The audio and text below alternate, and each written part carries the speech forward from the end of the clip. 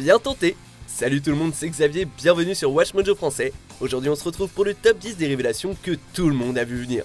Pour cette liste, on va s'intéresser aux surprises hyper prévisibles, des scènes ou des révélations qui étaient grillées à des kilomètres dans des films sortis au cinéma depuis l'an 2000. Du coup, je pense même pas avoir à lancer une alerte spoiler. Numéro 10, Mysterio est en fait un méchant, Spider-Man Far From Home. Quentin Beck a toujours été un méchant, et quand Jake Gyllenhaal a endorsé le rôle, Marvel l'a fortement promu comme le nouvel allié de l'homme araignée. Les fans ont vite compris la mascarade. Welcome to the Avengers.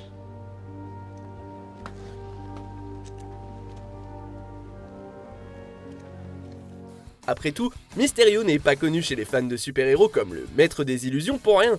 Les choses ne sont clairement pas ce qu'elles semblent être, et peu importe le nombre de fois où on voit les deux rôles principaux agir comme des potes ou créer un lien. Tout fan de Spidey qui se respecte savait qu'un virage à 180 allait s'opérer de manière aussi inévitable que la mort de Gwen Stacy. To us. To us. To Mysterio! Il faut reconnaître que Gyllenhaal livre une superbe performance dans la peau d'un mentor qui apporte son soutien à Spidey. Du coup, la révélation de sa vraie nature de sociopathe est d'autant plus dure pour le pauvre Peter. I am Spider-Man. And I've really messed up. Numéro 9, la vieille dame est Allison, n'oublie jamais. Une bonne histoire d'amour se finit toujours sur une note d'amertume, mais quand on utilise le stratagème que sont finalement deux personnes âgées qui partagent une histoire d'amour passée dans une maison de retraite, il faut s'attendre à ce que les spectateurs comprennent ce qui se passe. This is Duke. He's come to read to you. Surtout quand le nom de la vieille dame est gardé secret exprès dès le départ. Et donc le vieux Duke s'avère en fait être un Noah plus âgé qui re-raconte à une Allison frappée par la démence l'histoire de comment ils sont tombés amoureux encore et encore.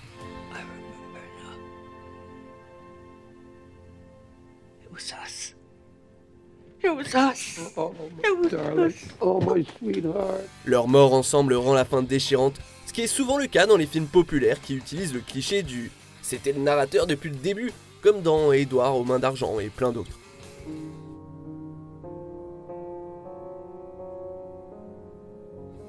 Numéro 8, Jim Carrey a écrit le livre Le Nombre 23. Quand Walter Sparrow, le personnage de Jim Carrey, lit le livre éponyme pour la première fois, le narrateur Petit Tout lui demande de s'imaginer lui-même comme le héros de l'histoire. Better yet, imagine me as you.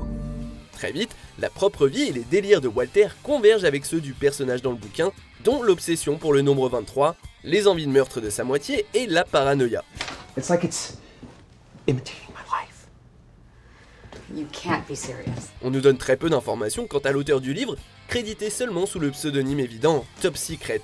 Et le film fait une grosse partie du travail pour le spectateur en utilisant Walter dans les scènes de Petit Tout, tout comme la femme et le médecin de Walter comme personnages secondaires. Quand la révélation arrive enfin, on a l'impression d'avoir franchi la ligne d'arrivée depuis déjà un bon moment.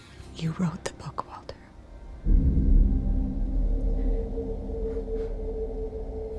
Numéro 7, Jim Gordon ne meurt pas, The Dark Knight, le Chevalier Noir. C'est l'un des plus grands alliés du justicier masqué et un véritable repère de morale pour lui. Certains le qualifieront même de meilleur ami. Mais vers la moitié du deuxième opus de la trilogie Batman de Christopher Nolan, Jim Gordon semble mourir des mains du Joker. À ce moment-là, il est même pas encore le commissaire qu'on connaît tous. Son trépas a plus des allures de faux pas que de moments importants dans l'histoire et ne semble pas assez dramatique. Donc quand on apprend que c'était une ruse, lorsqu'un Gordon vivant et bien portant refait surface, ça n'a pas l'impact que Nolan aurait sans doute voulu. Back from the dead. Couldn't risk my family's safety. Cela dit, peut-être que la résurrection de Gordon sert plus à donner un faux sentiment de sécurité au public avant de le frapper fort avec la véritable et choquante mort de Rachel Dawes. Harvey, it's okay. It's alright. Listen.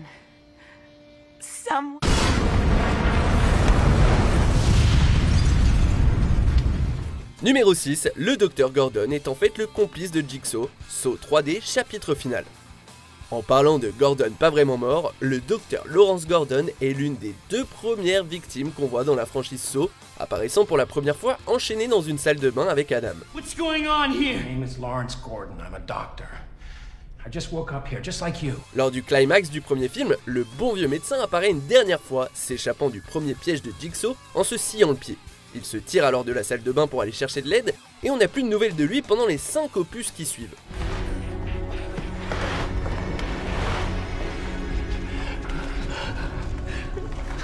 Ça a attisé la curiosité des fans et pendant longtemps, la théorie la plus populaire, c'est qu'il avait survécu et mis son expérience dans le domaine médical à contribution pour les futurs pièges de Jigsaw.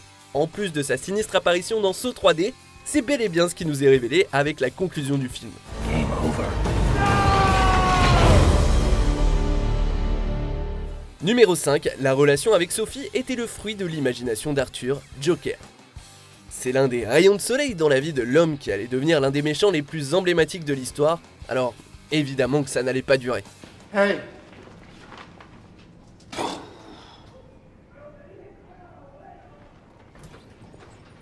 Au long du film, la gentille voisine d'Arthur est assez détente vis-à-vis du comportement excentrique d'Arthur, ce qui inclut de l'avoir stalké et, plus tard, de s'être pointé chez elle couvert de sang et de maquillage de clown pour s'envoyer en l'air. Non seulement on sait qu'Arthur perd de plus en plus pied avec la réalité, mais l'absence de sa fille dans leur dernière rencontre nous vend quasiment la mèche. Oh my god. What are you doing in here? C'était sûr en fait que ça allait se passer comme ça. Tout l'arc narratif d'Arthur est défini par sa souffrance et le dénigrement qu'il subit. Du coup, la présence positive d'une femme dans sa vie aurait eu une telle influence que ça aurait amorti, voire sapé complètement son inexorable chute.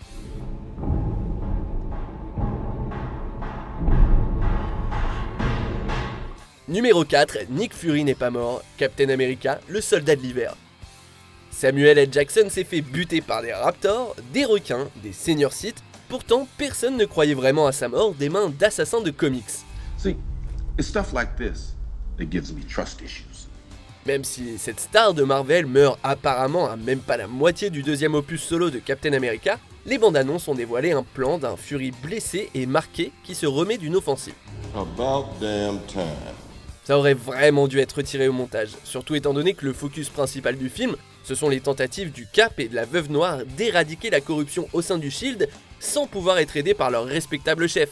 Fury est reconnu pour être trompeur et il y a même un indice quand le grand méchant Alexander Pierce sous-entend devant Rogers qu'on ne peut pas faire confiance à Fury. He told me not to trust anyone.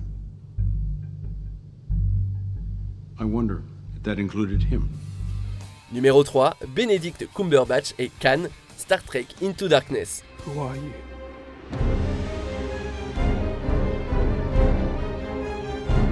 Le génial Khan Noonien Singh est l'un des méchants préférés de l'univers Star Trek, célèbre pour la vengeance qu'il inflige à l'équipage de l'Enterprise. Donc, quand est venu le temps de faire une suite au reboot populaire de Star Trek par J.J. Abrams, pour beaucoup, faire un remake du mondialement apprécié La Colère de Khan, c'était le bon move. Et si ça a fini par être le cas, Abrams a cherché à dissimuler la véritable identité du mystérieux méchant joué par Cumberbatch, John Harrison, pour ne pas que les spectateurs non initiés se sentent exclus. My name is Khan. Sauf que même sans ça, le bruit ne s'est pas arrêté de courir, peu importe les efforts qu'il a fait pour le faire taire. Alors quand la révélation arrive enfin, c'est juste évident et un poil décevant. You betrayed us. Oh, you are smart, Mr. Spock. Spock, don't... Numéro 2, Marcus est en fait un cyborg, Terminator Renaissance. Marcus Wright, joué par Sam Worthington, était un Terminator depuis le début. Et ça aurait pu être une révélation surprenante et novatrice en plein milieu du film, sauf que la surprise est gâchée avant même que ça commence, grâce à d'intelligentes bandes annonces qui montrent des passages de Marcus version métal. Bon ok, le twist aurait pu être anticipé par quelques fins observateurs, vu que le film commence dans le présent alors que Marcus, qui est dans le couloir de la mort, donne son corps à Cyberdyne Systems. Mais bon, à cause du trailer, l'anticipation n'est en fait que de la pure constatation. C'est une boulette énorme de la part de l'équipe marketing, et en plus ils n'ont pas appris la leçon puisqu'ils ont remis ça avec l'opus suivant. C'est pour ça que je regarde de moins en moins de bandes annonces.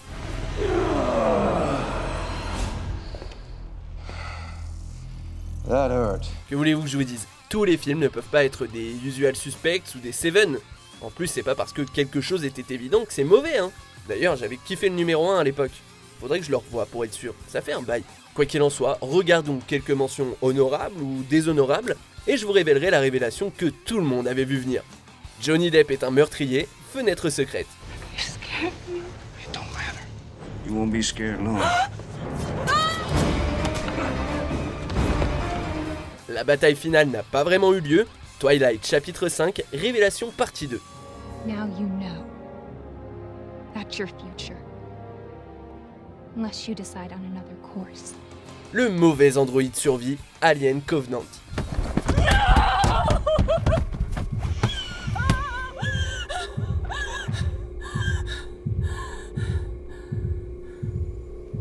Don't let the bed bugs bite. Superman est le père de l'enfant, Superman Returns.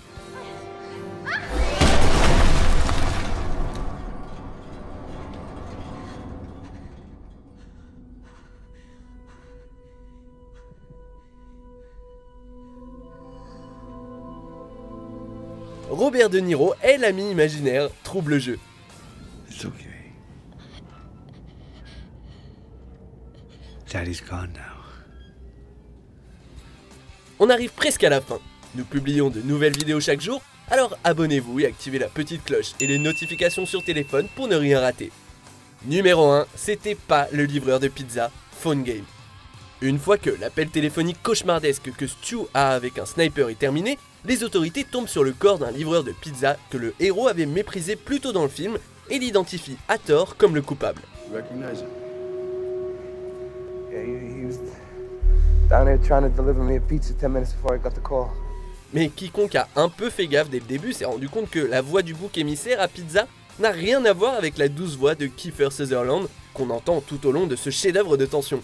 Même sans prendre en compte la voix, ce livreur tourné en ridicule a juste l'air de vouloir faire son taf, pas de mettre Stu sur le droit chemin ou un truc du genre. That language is uncalled for. Le film ne s'attarde pas non plus des masses là-dessus et nos suspicions sont confirmées quand le vrai tireur se pointe pour dire au revoir à Stu, qui est alors shooté à la morphine, et qui le met en garde de ne pas s'éloigner de son honnêteté nouvellement trouvée. I feel bad about the pizza guy, but I couldn't miss seeing you and Kelly reunited. Vous êtes d'accord avec notre sélection? Dites-le moi en commentaire et checkez cette autre super vidéo de Watch Mojo français.